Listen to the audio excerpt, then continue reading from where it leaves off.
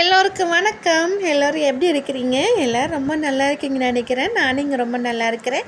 இன்றைக்கி நம்ம சேனலில் என்ன பார்க்க போகிறோம்னா, அவிச்ச முட்டை எப்படி வேக வைக்கிறது பார்க்க போகிறோம். அது மட்டும் இல்லாமல் நம்ம சட்டுன்ட்டு எல்லா பாத்திரமுக்கும் அது இது நம்ம போட்டு வச்சுருப்போம் இல்லைங்களா.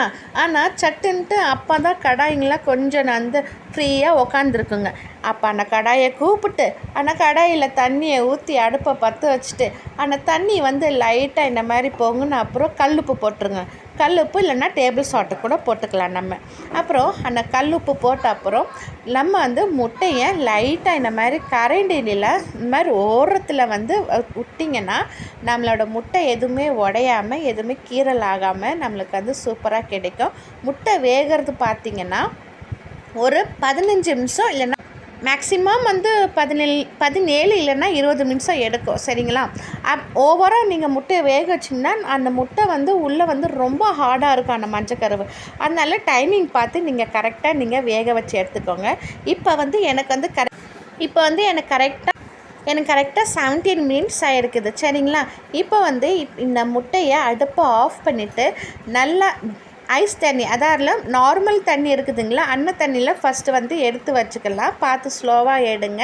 உங்களுக்கு பார்த்தாவே தெரியும் முட்டை எவ்வளோ அழகாக ஒரு கீரல் கூட இல்லாமல் உடையாமல் நம்மளுக்கு சூப்பராக கிடச்சிருக்குது.